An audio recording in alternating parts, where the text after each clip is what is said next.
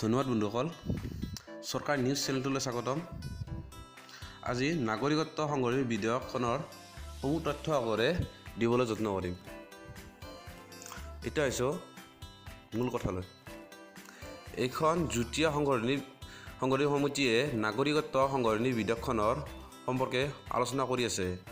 প্ৰথম অৱস্থাত এই বিধেয়কখন শীতকালীন অধিৱেশনত উপস্থাপন কৰাৰ কথা ভবা হৈছিল, কিন্তু অসমৰ বিভিন্ন দল সংগঠনে ইয়াৰ বিৰোধিতা কৰাৰ ফলত এতিয়া এই অধিৱেশনত এই বিল গৃহীত নোহোৱাটো প্ৰায় নিশ্চিত হৈ পৰিছে।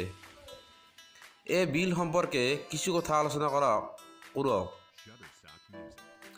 নাগৰিকত্ব সংশোধনী বিধেয়ক 2016 কি? জুলাই মাহত লোকসভাত অনা নাগৰিকত্ব সংশোধনী বিধেয়ক 2016 দ্য চিটিজেনশ্বিপ এমেণ্ডমেণ্ট বিল 2016 এই আফগানিস্তান, বাংলাদেশ আৰু পাকিস্তানৰ কিছু সংখ্যালঘু জাতিৰ অবৈধ অনুপ্ৰৱেশকাৰীক ভাৰতীয় নাগৰিকত্ব দিব বিচাৰিব। অন্য কথাত ই চিটিজেনশ্বিপ এক্ট অফ 1955 সংশোধন কৰিব। নাগৰিকত্ব সংশোধনী বিধেয়কখনৰ দ্বাৰা চৰকাৰে কি বিচাৰে? নাগৰিকত্ব সংশোধনী বিধেয়কখনৰ জৰিয়তে আফগানিস্তান, বাংলাদেশ, পাকিস্তানৰ পৰা অহা হিন্দু, শিখ, বৌদ্ধ, জৈন, পাৰ্চী আৰু খ্ৰীষ্টান ধৰ্মৰ লোকসকলক জেলত বন্দী নকৰিব বা স্বদেশলৈ বিতাড়িত নকৰিব। তদুপৰি ই বিদেশী নাগৰিকে ভাৰতীয় নাগৰিকত্বৰ বাবে আবেদন কৰাৰ আগতে ভাৰতৰ বাস কৰাৰ সময়সীমা 11 বছৰৰ কমাই 6 বছৰলৈ বিচাৰিছে। কিন্তু এই বিধেয়কখনে অবৈধ মুছলমান অনুপ্ৰৱেশকাৰীক সামৰি নলয়। তদুপৰি ই চুবুৰীয়া ৰাষ্ট্ৰীয় ইহুদী তথা বাহাইসকলকো সামৰি নলয়।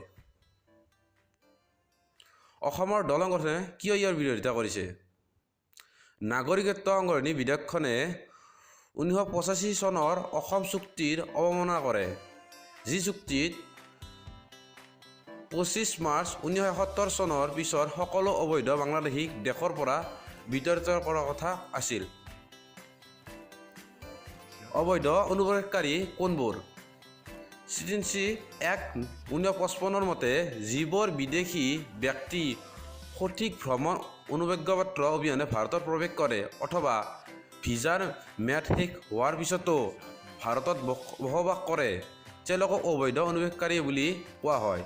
শেহতীয়াভাৱে এই নিয়মৰ কিছু সালসলনি কৰি 31 ডিচেম্বৰ 2014 আগতে বাংলাদেশ, আফগানিস্তান আৰু পাকিস্তানৰ পৰা ভাৰতলৈ অহা সংখ্যালঘুসকলক ভাৰতত থকাৰ অনুমতি প্ৰদান হয়। ইণ্ডিয়ান চিটিজেনশ্বিপ অফ ভাৰতীয় নাগৰিকত্ব কেনেকৈ লাভ কৰে? ভাৰতত জন্ম লাভ কৰা যাৰ মাক দেউতাক ভাৰতীয় বা ভাৰতত একেৰাহে 11 বছৰ ধৰি বসবাস কৰিছে, তেওঁলোকক সকলোৱে ভাৰতীয়। অবৈধ অনুপ্ৰৱেশকাৰীসকল অৱশ্যে ইয়াত অন্তৰ্ভুক্ত নহয়। নাগৰিকত্ব সংশোধনী বিধেয়কখনে আৰু কি কয়? এই বিলখনে নিয়ম ভংগকাৰী অভাৰচিয়াৰ citizen card holder OCR registration বাতিল কৰিব বিচাৰিব। কোন কোন দেশৰ শৰণাৰ্থী ভাৰতত আছে? ইৰাণ, আফগানিস্তান, পাকিস্তান, বাংলাদেশ, শ্ৰীলংকা আৰু তিব্বতৰ বহুতো শৰণাৰ্থী আৰু অনুপ্ৰৱেশকাৰী ভাৰতত আছে।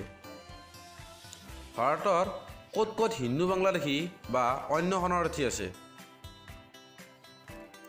পূৰ্ব বংগীয় ৰিফিউজিসকলৰ বেছিভাগতে কলিকতা মহানগৰীত আৰু অন্য কিছু টাউন আৰু পশ্চিমবংগৰ গ্ৰামীণ অঞ্চলত সংস্থাপিত কৰা হৈছিল। ইয়াৰ বহুল অংশ অসমৰ বৰাক উপত্যকা আৰু ত্ৰিপুৰাত প্ৰৱেশ কৰে। অন্য 0.5 মিলিয়নক ভাৰতৰ বিভিন্ন ঠাইত সংস্থাপিত কৰা হয়। ইয়াৰ মাজতে আছে দিল্লীৰ ইষ্ট পাকিস্তান ডিছপ্লেচড পাৰ্চনছ কলনী EPDPৰ যাক শেহতীয়াভাৱে চিৰন্তনৰ মাৰ্ক নাম দিয়া হয়। উৰিষ্যা, মধ্যপ্ৰদেশ, বিহাৰ আৰু ছত্তীশগড়তো বহু লোকক সংস্থাপিত কৰা হয়। ইয়াৰ উপৰি 0.3 মিলিয়ন বংগমূলীয় লোকক মুম্বাইত সংস্থাপিত কৰা হয়। উত্তৰাখণ্ড 11,768 জন আৰু ছত্তীশগড়ত 62,890 জন দেশৰ ভিতৰতে সৰ্বাধিক শৰণাৰ্থী থকা ৰাজ্য। আনহাতে ছত্তীশগড় আৰু গোৱা সৰ্বনিম্ন শৰণাৰ্থী থকা ৰাজ্য। অতি দুখজনকভাৱে আমাৰ অতি জাতীয়বাদী সংগঠন আৰু চৰকাৰ থকাৰ পিছতো অসমত কিমান অবৈধ বাংলাদেশী বা শৰণাৰ্থী বাস কৰিছে তাৰ কোনো তথ্য চৰকাৰীভাৱে পাবলৈ নাই।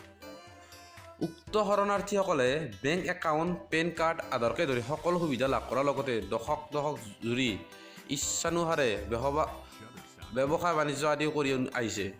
এতিয়া এই লোকসকলৰ বাবে এখন আইন যুগত কৰি থকাৰ মুহূৰ্তত আমাৰ অতি জাতীয়বাদী তেজে ঢৌ মাৰিছে, যিসকলে আজি ইমান বছৰে কেৱল আন্দোলনৰ বাহিৰে অবৈধ লোকসকলক খেদিবৰ বাবে একো এটাই নকৰিলে।